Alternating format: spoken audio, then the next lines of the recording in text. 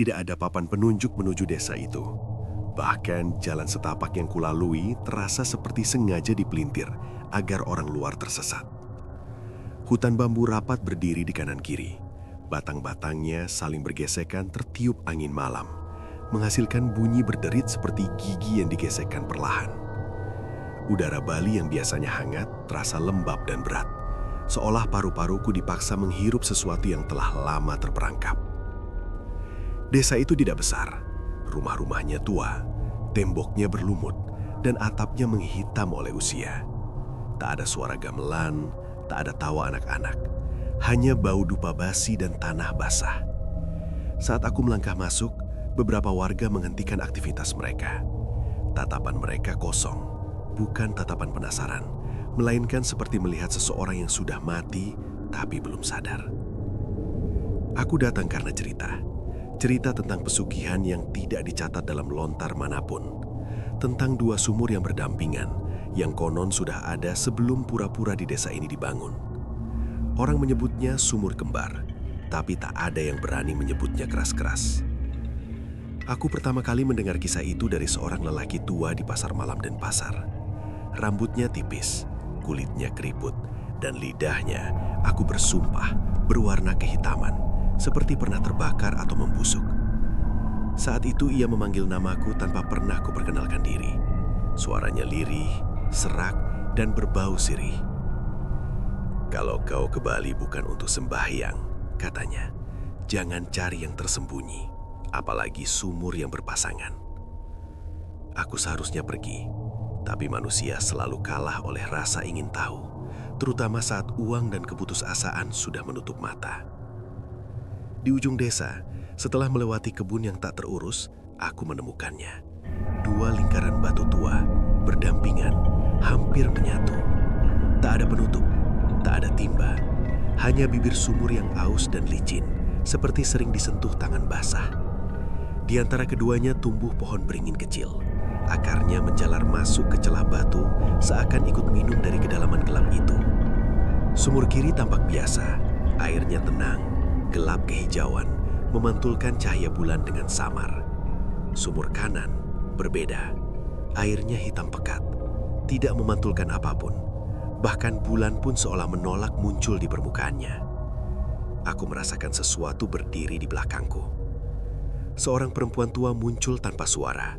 Pakaiannya kebaya lusuh, kainnya kusam, dan matanya seperti menatapku dari jarak yang salah, terlalu dekat tapi terasa sangat jauh. "Tidak semua orang yang datang ke sini pulang," katanya datar, "dan yang pulang tidak semuanya kembali utuh." Aku bertanya tentang sumur itu. Ia tidak langsung menjawab. Tangannya gemetar saat menata sesajen di dekat bibir sumur, bunga layu, beras kuning, dan potongan rambut manusia yang sudah mengering. "Dulu," katanya, akhirnya, "orang-orang datang dengan niat. Sekarang, mereka datang dengan nafsu." Ia menunjuk sumur kiri. Itu pembuka. Lalu sumur kanan. Itu penentu. Aku menanyakan kenapa disebut pesugihan. Perempuan itu tertawa kecil, tapi tawanya tidak mengandung kegembiraan. Lebih mirip suara tenggorokan yang dipaksa mengeluarkan udara terakhir. "Karena mereka meminta, dan sumur selalu memberi, tapi bukan seperti yang manusia harapkan." Lalu ia berbisik, seolah takut didengar tanah. Ritual itu hanya boleh dilakukan saat bulan mati, tanpa saksi, tanpa pakaian. Bukan karena nafsu, tapi karena manusia harus datang tanpa kebohongan, tanpa pelindung, tanpa status, telanjang seperti saat dilahirkan, dan siap seperti saat mati. Airnya akan menerima tubuhmu, tapi jiwamu itu urusan lain. Aku mendekat ke bibir sumur. Bau lembab bercampur amis naik dari dalam. Bukan bau bangkai, tapi bau sesuatu yang lama terendam dan belum selesai membusuk. Dari kedalaman terdengar bunyi tetesan air, teratur, seperti hitungan waktu. Lalu, aku mendengarnya. Bukan suara keras, bukan jeritan, hanya bisikan. Namaku. Aku mundur cepat, jantungku berdegup liar. Perempuan tua itu sudah tidak ada. Desa kembali sunyi. Tapi aku tahu, Sejak aku berdiri di antara dua lingkaran batu tua itu, sesuatu telah mencatat kehadiranku. Di malam itu, aku belum melakukan apa-apa. Aku hanya datang, hanya melihat. Namun saat aku meninggalkan desa, kakiku basah, seolah aku baru saja berdiri di air. Dan sejak malam itu, setiap kali aku memejamkan mata, aku selalu berdiri telanjang di antara dua lingkaran batu tua, mendengar air berbisik, menunggu giliranku dipanggil. Bab ini hanyalah permulaan. Sumur kembar belum meminta apapun dariku. Belum. Aku menginap di rumah seorang warga yang bersedia menerimaku tanpa banyak tanya. Ia lelaki parubaya, pendiam, dengan tatapan mata yang selalu menghindar. Rumahnya sederhana, berdinding bata merah tanpa cat, berbau asap kayu dan dupa lama. Saat malam turun, ia mengunci pintu lebih cepat dari seharusnya, seolah kegelapan bukan sekedar waktu, melainkan makhluk yang bisa masuk bila diberi celah. Kami makan tanpa bicara. Hanya bunyi sendok mengenai piring yang terdengar. Itu pun terasa terlalu nyaring. Setelah selesai, ia menatapku lama, seakan menimbang sesuatu yang berat. "Kau sudah melihat sumur itu?" katanya akhirnya, bukan bertanya. Aku mengangguk. Ia menghela napas panjang, lalu bangkit dan mengambil sesuatu dari sudut rumah. Sebuah kain poleng kecil, robek di beberapa bagian, kusam dan lembab. Ia meletakkannya di meja, tidak menyentuhnya lagi. "Itu bukan tempat untuk dicari," ujarnya pelan. "Itu tempat yang menemukanmu." Aku meminta penjelasan tentang larangan, tentang kenapa desa itu terasa seperti menahan napas. Lelaki itu tertawa singkat, kering, lalu menggeleng. "Larangan di sini tidak ditulis," katanya, "karena yang melanggar tidak pernah hidup cukup lama untuk menulisnya." Ia mulai bercerita. Dulu sebelum desa ini sepi, orang-orang datang diam-diam. Dari kota, dari luar pulau, mereka membawa niat yang sama, meminta jalan pintas. Mereka diberitahu syaratnya, tapi tidak semuanya mau mendengar dengan utuh. "Sumur kembar tidak mengenal kebohongan," katanya. "Kalau niatmu bercabang, airnya akan memisahkanmu." Aku bertanya tentang ritual itu, tentang mandi tanpa sehelai benang. Lelaki itu tidak langsung menjawab. Tangannya gemetar saat menuangkan air ke cangkir dan sebagian tumpah ke lantai. "Pakaian adalah tanda dunia," katanya. "Nama, jabatan, dosa, kebanggaan, semua menempel di situ. Di depan sumur, itu harus dilepas. Kalau tidak, yang dilepas bukan pakaianmu, tapi hidupmu." Ia menatap lurus ke arahku, matanya merah seperti kurang tidur bertahun-tahun. "Dan ada urutannya," lanjutnya, "yang tidak boleh salah. Sumur kiri lebih dulu, selalu. Airnya membersihkan niat," katanya, menghapus alasan palsu. "Setelah itu barulah sumur kanan, tempat permintaan disampaikan." Mereka yang langsung masuk ke sumur kanan tidak pernah keluar dengan jiwa yang sama, jika keluar sama sekali. Aku teringat air hitam yang tak memantulkan apapun. Lelaki itu seperti membaca pikiranku. "Sumur kanan tidak menunjukkan wajahmu," katanya, "karena yang dilihat di sana bukan lagi manusia." Malam makin larut, angin berdesir di luar, membawa bunyi bambu saling beradu. Lelaki itu menurunkan suaranya, seolah sumur bisa mendengar dari jarak berapapun. "Ritual hanya boleh dilakukan saat tilem," katanya, "saat bulan mati, saat langit menutup mata. Karena kalau bulan melihat, ia akan mengingat, dan yang diingat bulan tidak pernah benar-benar pergi." Aku bertanya, apa yang terjadi jika seseorang melanggar larangan? Lelaki itu terdiam lama, terlalu lama. Lalu ia berdiri dan membuka pintu belakang rumah. Bau tanah basah menyeruak. "Lihat itu," katanya. Di belakang rumah ada gundukan tanah kecil. Tidak ada nisan, tidak ada nama, hanya sebatang bambu patah tertancap miring. "Adikku," katanya lirih. Ia datang dengan niat setengah-setengah. Ingin kaya, tapi masih ingin kembali menjadi manusia biasa. Aku tidak bertanya lebih jauh. Aku bisa mendengarnya dalam suaranya, penyesalan yang sudah membusuk. "Sumur tidak suka ditawar," katanya. "Ia hanya mengenal dua hal, diterima atau digantikan." Malam itu aku tidak bisa tidur. Setiap kali memejamkan mata, aku mendengar suara air menetes, padahal tak ada sumur di dekat rumah. Aku merasakan lantai dingin di telapak kaki, seolah aku berdiri di batu basah. Dan di antara bunyi itu, selalu ada bisikan yang sama, memanggil tanpa emosi. Namaku. Menjelang subuh, lelaki itu mengetuk pintu kamarku. Wajahnya pucat. Jika kau masih ingin hidup, pergi sebelum tilem berikutnya. Aku tahu, saat itu aku seharusnya pergi. Tapi larangan yang tidak ditulis telah disampaikan kepadaku. Dan seperti semua larangan semacam itu, ia tidak dimaksudkan untuk mencegah. Hanya peringatan bagi mereka yang akan tetap datang. Aku menginap di rumah seorang warga yang bersedia menerimaku tanpa banyak tanya. Ia lelaki parubaya, pendiam, dengan tatapan mata yang selalu menghindar. Rumahnya sederhana, berdinding bata merah tanpa cat, berbau asap kayu dan dupa lama. Saat malam turun, ia mengunci pintu lebih cepat dari seharusnya, seolah kegelapan bukan sekedar waktu, melainkan makhluk yang bisa masuk bila diberi celah. Kami makan tanpa bicara, hanya bunyi sendok mengenai piring yang terdengar, itu pun terasa terlalu nyaring. Setelah selesai, ia menatapku lama, seakan menimbang sesuatu yang berat. "Kau sudah melihat sumur itu?" katanya akhirnya, bukan bertanya. Aku mengangguk. Ia menghela napas panjang, lalu bangkit dan mengambil sesuatu dari sudut rumah. Sebuah kain poleng kecil, robek di beberapa bagian, kusam dan lembab. Ia meletakkannya di meja, tidak menyentuhnya lagi. "Itu bukan tempat untuk dicari," ujarnya pelan. "Itu tempat yang menemukanmu." Aku meminta penjelasan tentang larangan, tentang kenapa desa itu terasa seperti menahan napas. Lelaki itu tertawa singkat, kering, lalu menggeleng. "Larangan di sini tidak ditulis," katanya, "karena yang melanggar tidak pernah hidup cukup lama untuk menulisnya." Ia mulai bercerita. Dulu sebelum desa ini sepi, orang-orang datang diam-diam. Dari kota, dari luar pulau. Mereka membawa niat yang sama, meminta jalan pintas. Mereka diberitahu syaratnya, tapi tidak semuanya mau mendengar dengan utuh. "Sumur kembar tidak mengenal kebohongan," katanya. "Kalau niatmu bercabang, airnya akan memisahkanmu." Aku bertanya tentang ritual itu, tentang mandi tanpa sehelai benang. Lelaki itu tidak langsung menjawab. Tangannya gemetar saat menuangkan air ke cangkir dan sebagian tumpah ke lantai. "Pakaian adalah tanda dunia," katanya.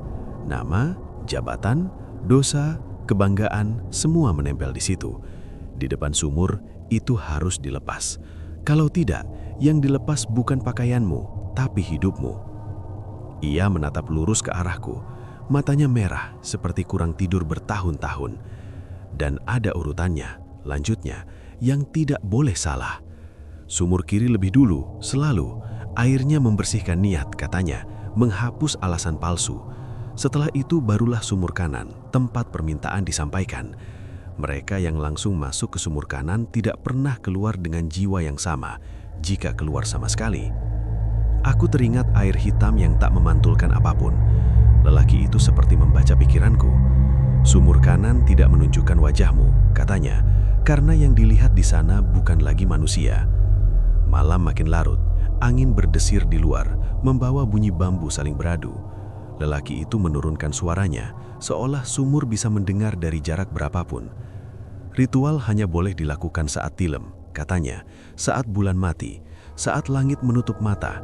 Karena kalau bulan melihat, ia akan mengingat, dan yang diingat bulan tidak pernah benar-benar pergi." Aku bertanya, apa yang terjadi jika seseorang melanggar larangan? Lelaki itu terdiam lama, terlalu lama.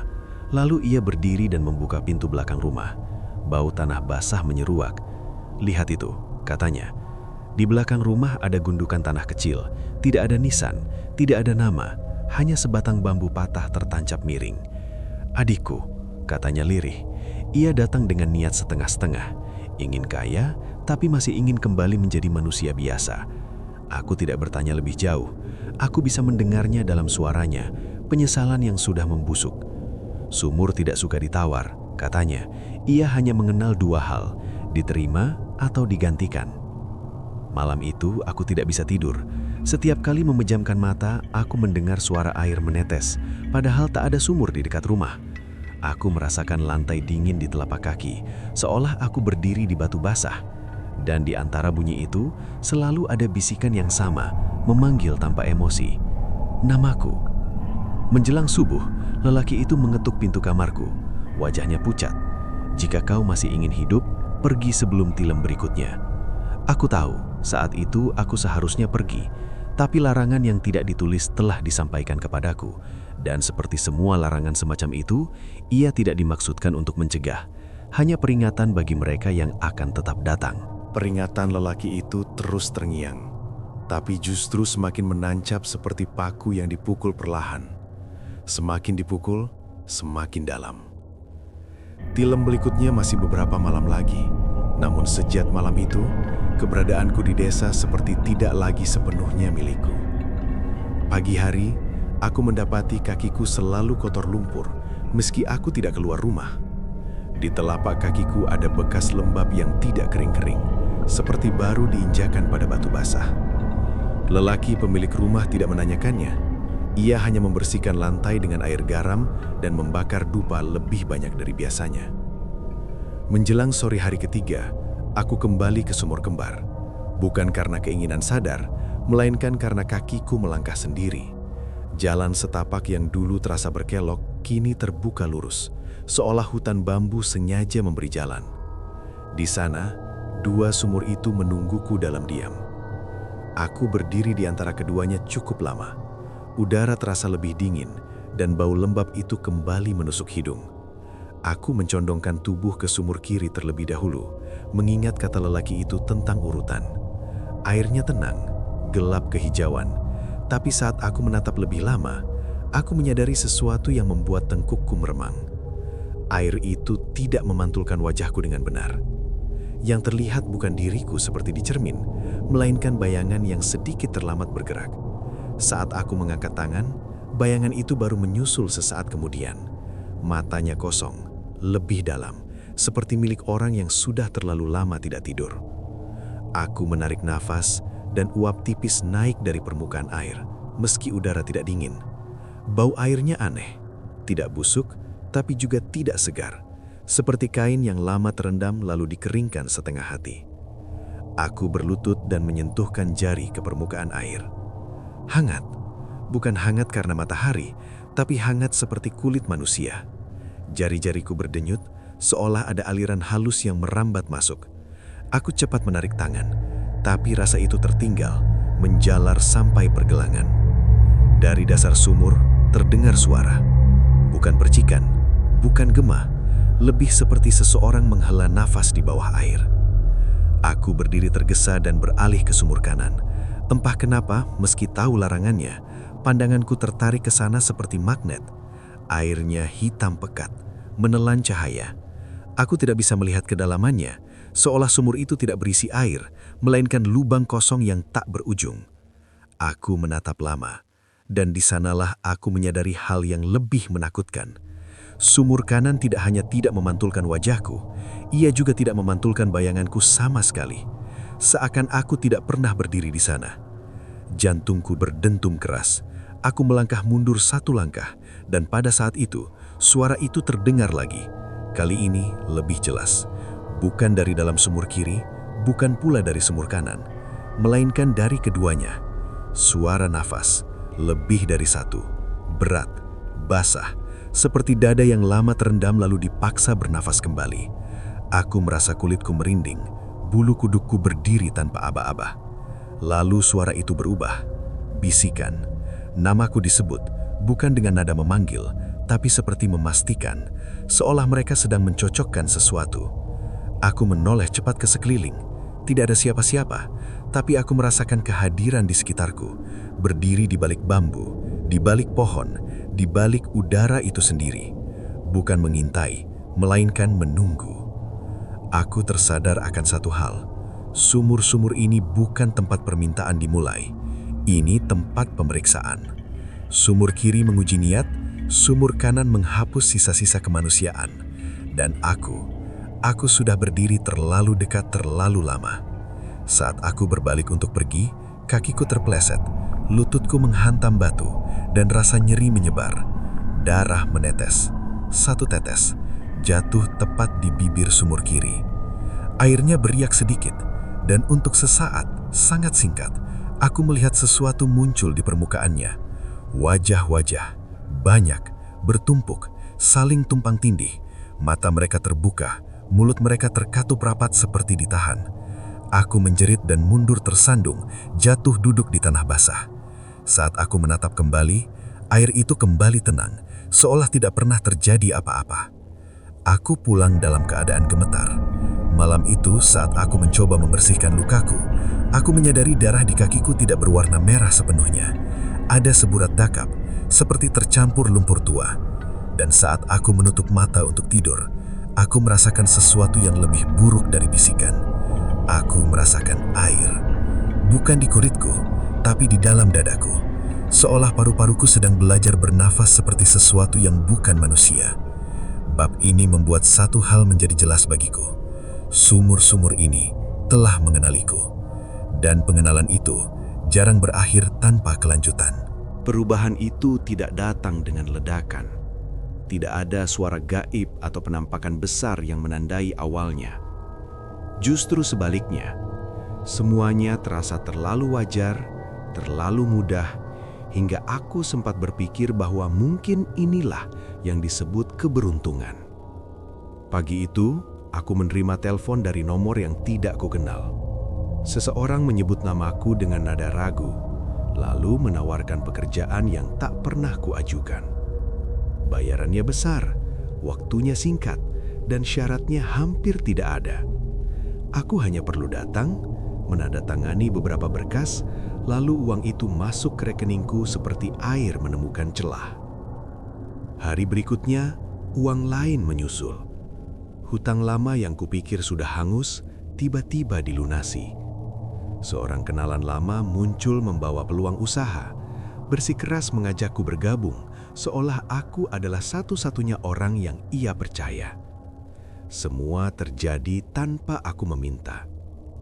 Aku seharusnya merasa lega, tapi setiap kali notifikasi masuk, ada rasa dingin yang menyelinap di punggungku, seperti sentuhan jari basah yang tidak pernah benar-benar pergi. Tubuhku mulai merasakan dampaknya lebih cepat daripada pikiranku. Kulitku selalu terasa lembab, bahkan di bawah terik matahari. Saat aku mengelap wajah, telapak tanganku berbau tanah basah.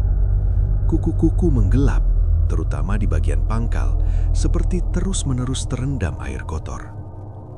Lelaki pemilik rumah memperhatikannya dengan wajah yang semakin muram. "Kau sudah diberi," katanya suatu malam. "Itu tanda awal." Aku bertanya apa maksudnya. Ia tidak menjawab langsung. Ia hanya mengambil segenggam tanah dari halaman dan menggenggamnya kuat-kuat. "Tanah yang basah lebih mudah dibentuk," katanya. "Begitu juga manusia." Malam-malamku menjadi lebih buruk. Aku sering terbangun dengan dada sesak, seolah baru saja menyelam terlalu lama. Saat terbangun, aku mendapati bantalku lembab, bukan oleh keringat, melainkan oleh air yang bening dan dingin. Aku mencium bau yang sama seperti di sumur, bau yang kini seolah menjadi bagian dari diriku. Cermin mulai berkhianat. Saat aku bercermin, pantulanku sering terlambat bergerak. Kadang aku melihat wajahku dengan mata yang lebih dalam, lebih kosong. Pada satu malam, aku melihat sesuatu yang membuatku terjatuh terduduk. Di balik bayanganku, ada garis gelap seperti akar yang menjalar dari leher ke dada. Samar, tapi nyata. Aku menutup cermin dengan kain, tapi itu tidak menghentikannya. Aku masih bisa merasakan tatapan dari balik kain itu, seolah bayanganku tidak membutuhkan permukaan untuk menatapku. Yang paling mengerikan adalah suara air. Dimanapun aku berada, aku mendengarnya. Tetesan perlahan, teratur, menghitung waktu. Di dalam rumah, di jalan desa, bahkan di tempat yang seharusnya kering. Lelaki pemilik rumah mulai menaburkan garam di ambang pintu dan jendela, tapi suara itu tetap ada. Kini terdengar lebih dekat, seperti berasal dari dalam tubuhku sendiri. Suatu malam, aku terbangun dengan rasa gatal luar biasa di punggungku. Saat aku menggaruknya, jariku menyentuh sesuatu yang dingin dan licin. Aku berlari ke kamar mandi dan menyalakan lampu. Di punggungku, tepat di antara tulang belikat, ada bekas seperti cap tangan. Bukan lemar, bukan luka. Bekas itu tampak seperti jejak tangan yang baru diangkat dari air. Jari-jarinya panjang dan tidak proporsional. Kulit di sekitarnya lebih pucat, dan saat aku menyentuhnya, rasa dingin menjalar ke seluruh tubuhku. Aku teringat kata-kata lelaki itu tentang penunggu, tentang pengganti. Keesokan harinya, warga desa mulai menghindar. Anak-anak berhenti bermain saat aku lewat. Anjing-anjing melolong panjang setiap kali aku mendekat. Bulu mereka berdiri seperti melihat sesuatu yang tidak bisa kulihat sendiri. Bahkan pepohonan di sekitar rumah terasa lebih sunyi, seolah enggan bergesek tertiup angin. Akhirnya aku mengaku kepada lelaki pemilik rumah bahwa uang itu datang tanpa sebab. Ia menutup matanya lama, lalu mengangguk pelan. Sumur mulai menagih. Ia memberi supaya kau tidak pergi. Aku bertanya, berapa harga yang harus kubayar? Ia membuka mata dan menatapku dengan tatapan yang tidak ingin kumiliki. Bukan uang, ia rujar. Tubuhmu sedang disiapkan, supaya saat waktunya tiba, kau sudah cocok. Malam itu, aku bermimpi tenggelam di air hitam. Aku tidak panik, aku tidak berjuang. Tubuhku terasa ringan, seolah air itu adalah rumah lama yang akhirnya kutemukan kembali. Saat terbangun, aku menyadari sesuatu yang membuat darahku beku. Aku tidak lagi takut pada sumur. Dan itulah tanda paling jelas bahwa sesuatu di dalam diriku telah mulai dimakan, bukan oleh makhluk gaib, melainkan oleh janji yang sudah kuterima tanpa pernah benar-benar kuucapkan. Aku menyadarinya saat tubuhku berhenti bereaksi terhadap rasa dingin. Air hujan yang mengguyur halaman tidak lagi membuatku menggigil. Tanah basah yang biasanya membuat telapak kakiku merinding, kini terasa biasa saja, bahkan menenangkan. Seolah tubuhku perlahan menyesuaikan diri pada sesuatu yang seharusnya asing. Lelaki pemilik rumah akhirnya mengatakan apa yang selama ini ia tahan. "Kau sudah melakukan kesalahan," katanya pelan, hampir seperti permintaan maaf. "Bahkan sebelum kau sadar sedang melakukan ritual." Aku menatapnya kosong. Ia lalu mengambil kendi air dan menuangkannya ke tanah di depan kami. Air itu meresap cepat, meninggalkan bekas gelap yang menyerupai pola bercabang. "Sumur kembar tidak hanya bekerja saat tilem," lanjutnya. "Ia bekerja sejak pertama kali kau berdiri di antaranya, sejak kau menyentuh air itu." Aku teringat jari-jariku yang menyentuh sumur kiri, hangatnya, napas dari kedalaman, tetes darahku yang jatuh ke bibir batu. "Aku hanya melihat," kataku. "Aku tidak melakukan ritual apapun." Lelaki itu menggeleng perlahan. "Kesalahanmu bukan pada apa yang kau lakukan," ujarnya, "tapi pada urutannya." Ia menjelaskan dengan suara yang nyaris tak terdengar. Saat aku berdiri di antara dua sumur terlalu lama, saat pandanganku tertarik pada sumur kanan sebelum waktunya, niatku sudah terbaca sebagai niat bercabang. Sumur kiri belum selesai membersihkan, tapi sumur kanan sudah mengenali kehadiranku. "Itu seperti membuka dua pintu sekaligus," katanya. "Dan sekarang, tidak ada yang bisa ditutup sepenuhnya." Malam itu aku merasakan tanda berikutnya. Saat aku membersihkan tubuhku, aku melihat garis-garis tipis di lengan dan dadaku. Bukan luka, melainkan seperti pembuluh air yang muncul di bawah kulit, samar tapi nyata. Saat aku menekannya, ada rasa nyeri yang dalam, seolah aku menekan sesuatu yang bukan lagi daging. Cap tangan di punggungku semakin jelas. Jari-jarinya kini tampak lebih panjang, dan setiap malam terasa semakin dingin, seperti ditempelkan dari dalam. Aku mulai kehilangan sesuatu yang tidak kusadari nilainya. Aku tidak lagi bermimpi tentang rumah lamaku. Wajah orang-orang yang kucintai memudar, nama-nama mereka terasa asing di lidahku. Sebaliknya, aku mulai mengingat hal-hal yang seharusnya tidak kukenal. Bau lumut basah, suara akar bergeser di dalam tanah, sensasi diam di bawah permukaan air yang dalam.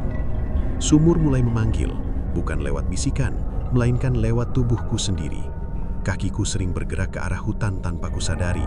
Beberapa kali aku terbangun di ambang pintu, kunci masih tergenggam di tangan. Lelaki pemilik rumah akhirnya mengakui sesuatu yang membuatku terdiam lama. "Namamu sudah dicatat," katanya. "Bukan sebagai peminta, tapi sebagai cadangan." cadangan untuk penunggu yang akan dilepaskan, cadangan untuk keseimbangan yang mulai timpang. Aku bertanya apakah masih ada cara untuk memperbaiki kesalahan itu. Ia menatapku dengan mata yang basah tapi tidak menangis. Kesalahan di sumur kembar tidak diperbaiki, ia hanya diteruskan. Saat itu aku mengerti, yang disebut pesugihan bukanlah perjanjian satu arah. Ia adalah alur yang memaksa seseorang masuk terlalu jauh, lalu menghilangkan jalan pulang sedikit demi sedikit. Malam itu, saat aku menatap langit yang gelap tanpa bulan, aku merasakan sesuatu bergerak pelan di dalam dadaku, mengikuti irama yang bukan detak jantung. Aku tahu, aku telah melewati batas yang tidak terlihat. Dan kesalahan terbesarku bukan karena datang ke sumur kembar, melainkan karena aku percaya bahwa masih ada waktu untuk berhenti. Pemanggilan itu tidak datang sebagai suara. Ia datang sebagai dorongan. Aku terbangun suatu malam dengan posisi duduk. Napasku teratur, pikiranku kosong. Tidak ada rasa panik, tidak ada mimpi buruk yang tersisa. Hanya satu kepastian yang berdiri tenang di dalam kepala. Aku harus pergi ke sana. Aku mengenakan pakaian tanpa benar-benar ingat bagaimana caranya. Tanganku bergerak otomatis, seperti mengikuti ingatan yang bukan milikku. Lelaki pemilik rumah berdiri di depan pintu saat aku membukanya. Ia tidak tampak terkejut. "Sudah dimulai," katanya pelan. Aku tidak menjawab. Aku bahkan tidak yakin masih mampu berbicara. Di dadaku ada tarikan lembut, seperti arus air yang mengajak, bukan memaksa. Setiap langkah menjauh dari rumah membuat napasku terasa lebih ringan. Hutan bambu terbuka seperti sebelumnya. Tidak ada suara serangga, tidak ada angin. Dunia terasa menahan diri, memberi jalan bagi sesuatu yang sedang pulang. Di sepanjang jalan, aku melihat tanda-tanda yang tidak pernah ada sebelumnya. Tanah di beberapa titik basah, meski tidak hujan. Akar-akar kecil muncul di permukaan, seperti jari yang meraba.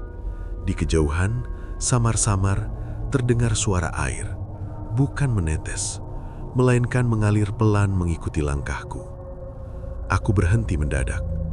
Di depanku berdiri salah satu penunggu. Tubuhnya lebih jelas kini. Kulitnya pucat kehijauan, matanya kosong tapi tidak liar. Ia tidak menghalangi jalanku. Ia berdiri di samping, seperti penjaga pintu yang memastikan tamu yang datang adalah benar orangnya. Saat aku melewatinya, ia menundukkan kepala. Penghormatan itu lebih mengerikan daripada ancaman manapun. Aku tiba di sumur kembar sebelum tengah malam.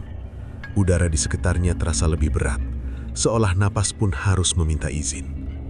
Dua sumur itu tampak sama, tapi aku bisa merasakan perbedaannya dengan jelas. Seperti membedakan dua denyut jantung yang berdetak tidak sinkron. Dari dalam sumur kiri, terdengar aliran pelan, seolah air sedang diaduk perlahan. Dari sumur kanan, keheningan yang pekat menelan segala bunyi. Aku berdiri di tengah, dan untuk pertama kalinya tidak ada bisikan yang memanggil namaku. Sebaliknya aku merasakan sesuatu bergerak keluar dari dalam tanah, menyentuh telapak kakiku, melingkar di pergelangan seperti pengingat. Aku sadar akan satu hal yang membuatku nyaris tertawa getir. Sumur tidak lagi memanggilku sebagai orang luar. Ia memanggilku sebagai bagian yang terlambat kembali. Di kepalaku, kenangan asing bermunculan. Wajah-wajah yang kulihat di air, rasa diam di bawah permukaan, kelelahan menunggu berpuluh-puluh musim tanpa nama. Aku memahami sekarang kenapa penunggu tidak menyerang, kenapa mereka hanya menunggu.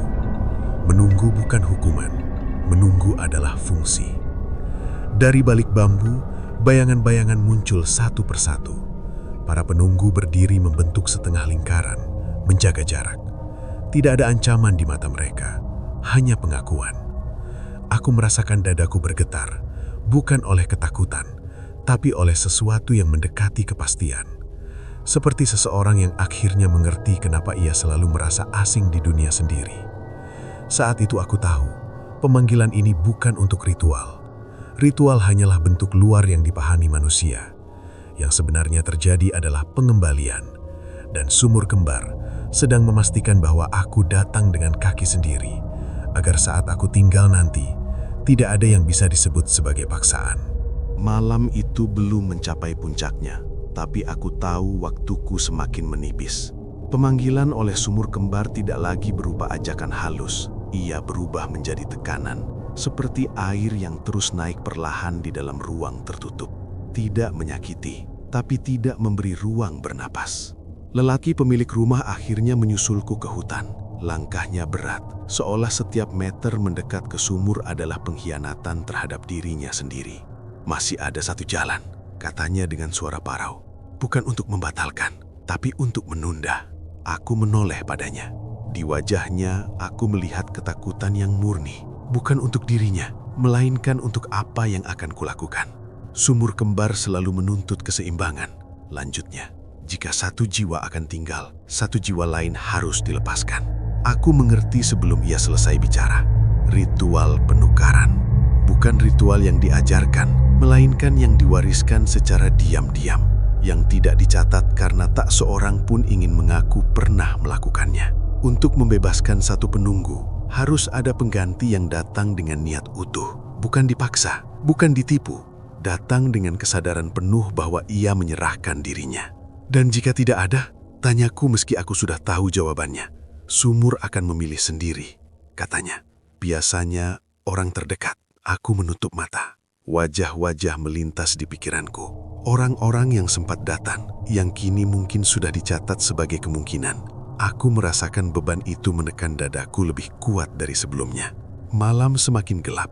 Tilem tiba tanpa tanda. Tidak ada perubahan di langit. Tapi tanah di sekitar sumur mulai basah, seolah air dari dalam merembes keluar mencari jalannya sendiri. Para penunggu bergerak lebih dekat, membentuk lingkaran yang lebih rapat. Tidak ada wajah marah, tidak ada dorongan. Mereka hanya menyaksikan. Aku berdiri di antara dua sumur, dan untuk pertama kalinya aku merasa benar-benar telanjang. Bukan karena tubuh, melainkan karena pilihan. Jika aku menyeret orang lain, aku akan pulang. Kaya, mungkin. Hidup, setidaknya untuk sementara. Tapi aku akan membawa sisa-sisa sumur kemanapun aku pergi. Dan aku tahu, cepat atau lambat, aku akan kembali lagi. Jika aku tidak melakukannya, aku akan tinggal. Menjadi bagian dari penantian. Menjadi salah satu dari mereka yang berdiri diam, menunggu pengganti berikutnya. Air di sumur kiri mulai beriak, pelan tapi pasti. Dari sumur kanan, keheningan terasa semakin padat, seperti menunggu keputusan akhir. Lelaki pemilik rumah menatapku dengan mata berkaca-kaca. Ia tidak memohon. Ia tahu, memohon pun tidak akan mengubah apa-apa. Aku melangkah mendekat ke bibir sumur kiri. Bau lembab itu kini terasa akrab. Hangatnya merambat ke telapak kakiku. Untuk sesaat, aku merasakan kedamaian yang tidak seharusnya ada di tempat seperti ini. Aku menyadari sesuatu yang membuat napasku terhenti. Sumur tidak menginginkan korban. Ia menginginkan kelanjutan. Dan kelanjutan yang paling sempurna adalah seseorang yang memilih tinggal tanpa kebencian, tanpa paksaan, tanpa penolakan. Aku menoleh sekali lagi ke arah hutan, ke jalan setapak yang pernah kupakai datang dengan rasa ingin tahu.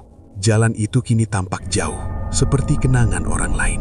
Aku mengerti, bisikku, entah pada siapa. Para penunggu menundukkan kepala serempak. Air di kedua sumur menjadi tenang. Keputusan itu telah diterima, dan aku tahu, mulai saat itu, ritual penukaran nyawa tidak lagi membutuhkan satu orang tambahan, karena akulah yang akan memastikan keseimbangan berikutnya saat waktunya tiba. Pagi datang tanpa suara burung. Desa terbangun dalam ketenangan yang tidak wajar, seperti setelah hujan panjang yang menghapus jejak semalam. Tidak ada yang tahu apa yang terjadi di hutan bambu saat Tilem berlalu. Tidak ada yang bertanya. Di desa ini, pertanyaan adalah bentuk undangan. Lelaki pemilik rumah berdiri di ambang pintu, menatap jalan setapak yang menuju hutan.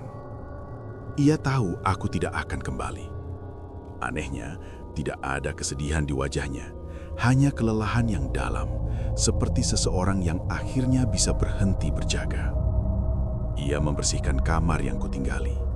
Barang-barangku masih ada, utuh, seolah aku hanya keluar sebentar. Uang di tas tidak disentuh, tidak ada yang berani memilikinya. Benda-benda itu tidak lagi dianggap milik manusia. Di hutan, sumur kembar berdiri seperti biasa. Tidak ada perubahan bentuk, tidak ada tanda ritual. Dua lingkaran batu tua tetap berdampingan. Akar beringin terus merambat perlahan, minum dari kedalaman yang sama. Tapi keseimbangannya telah pulih. Salah satu penunggu tidak lagi berdiri di antara mereka, dan satu yang baru kini mengambil tempatnya. Aku tidak merasakan sakit saat perubahan itu selesai. Tidak ada batas jelas antara saat aku masih manusia dan saat aku berhenti menjadi satu. Tubuhku tidak menghilang, ia menyesuaikan. Napasku tidak berhenti, ia belajar diam. Waktu tidak berhenti, ia kehilangan maknanya. Aku berdiri di sisi sumur kiri, merasakan alirannya mengenalku. Aku berdiri di sisi sumur kanan, memahami keheningannya. Keduanya tidak memerintah, mereka hanya menerima. Para penunggu lain tidak lagi memandangku sebagai yang baru. Mereka memandangku sebagai penutup celah, sebagai pengikat yang memastikan tidak ada yang bocor, tidak ada yang berlebihan. Nama tidak lagi penting, wajah tidak lagi dibutuhkan. Namun desa tetap membutuhkan cerita. Beberapa bulan kemudian, seseorang datang. Seorang pendatang membawa mata yang terlalu penuh harap dan langkah yang terlalu yakin. Ia mendengar bisikan tentang jalan pintas, tentang sumur yang memberi tanpa meminta. Ia berdiri di antara dua lingkaran batu itu, tepat seperti dulu aku berdiri. Aku tidak menyentuhnya. Aku tidak memanggilnya. Aku hanya berdiri. Dan ia merasakan kehadiranku tanpa tahu dari mana asalnya. Rasa ragu muncul, tipis, tapi cukup untuk membuat napasnya tertahan. Sebagian orang akan pergi saat itu, sebagian lagi akan tetap tinggal. Sumur tidak memilih. Manusialah yang memilih untuk tetap datang. Saat malam turun, air di sumur kiri beriak pelan. Sumur kanan tetap diam, menyimpan keheningannya seperti rahasia yang tidak pernah habis. Di antara keduanya, aku berdiri tanpa langkah, tanpa niat, tanpa keinginan untuk kembali. Aku bukan hukuman. Aku bukan penjaga yang marah. Aku adalah hasil dari pilihan yang sudah selesai. Dan jika suatu hari nanti seseorang bertanya kenapa desa itu tidak pernah benar-benar ramai, kenapa hutan bambu selalu terasa menahan napas, jawabannya sederhana. Meski tidak akan pernah diucapkan keras-keras. Karena sumur kembar masih ada. Dan sekarang, ada aku yang memastikan ia tetap seperti itu.